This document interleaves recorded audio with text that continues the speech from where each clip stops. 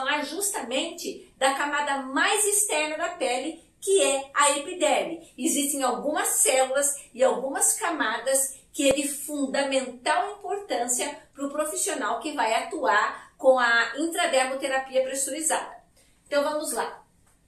Aqui é a epiderme e aqui são as camadas mais relevantes. Não são as únicas camadas, mas são as mais relevantes. Eu tenho aqui a capa córnea, que é essas células queratinizadas, desprendíveis do corpo, que estão em constante processo de renovação.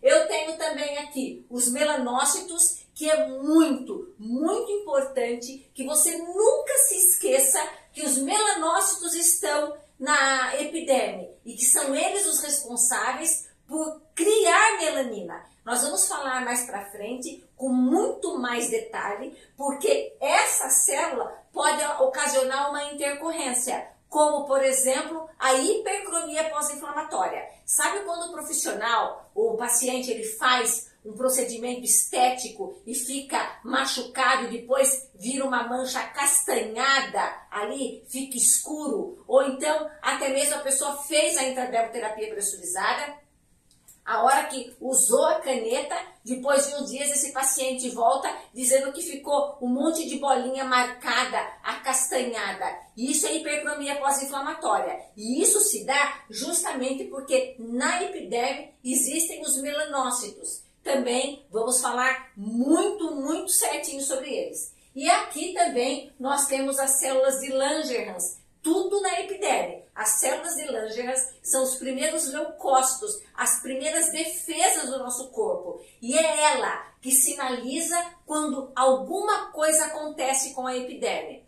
Por exemplo, eu machuquei, eu passei no muro, eu ralei, eu bati a mão. É Langerhans que vai avisar todo o sistema de defesa do nosso corpo que ali houve um ferimento. A intradermoterapia pressurizada, ela causa um ferimento, é como se fosse uma agulhinha, ela vai fazer um buraquinho. Então, nós também temos que aprender a lidar com a Langerhans, porque se ela sinalizar para os melanócitos, eu posso ter aí uma hipercromia. Mas calma, que nós vamos resolver toda essa intercorrência, porque dá para desviar dela e não ter nenhum tipo de intercorrência em relação aos melanócitos. E também aqui a célula basal. Do externo para o interno, de fora para dentro, seria a primeira camada de células vivas.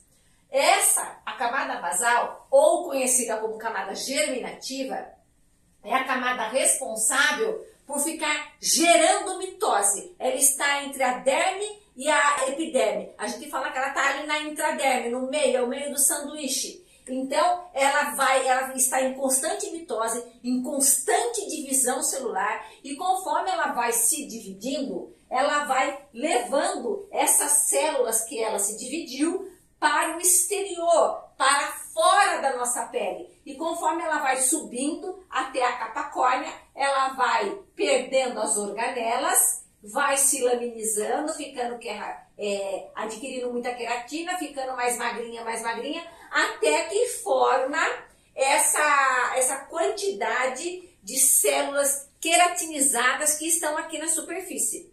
Essas células queratinizadas são muito importantes para a nossa sobrevivência, porque é ela que mantém o nosso corpo impermeável. Se não fosse essa camada de células queratinizadas, que o nosso corpo produz um cimento lipídico para uma grudar na outra e formar essa capa impermeável, por exemplo, quando eu tomasse banho, eu ia absorver toda a água como uma esponja. Ou, por exemplo, eu passasse a mão em um cachorro, os micro-organismos do cachorro estariam dentro do meu corpo com facilidade. Ou se eu fosse lavar uma louça, ou um sabão, uma água sanitária e colocasse a mão, aquela toxicidade do produto entraria dentro do meu corpo e, claro, seria fatal. Então, essa capa queratinizada que nos mantém impermeáveis, ela é fundamental para o nosso corpo. E ela se inicia justamente aqui, na camada basal, quando ela vai se dividindo, vai subindo, se laminizando, se queratinizando, o corpo formando um cimento extracelular para que uma fique bem coladinha na outra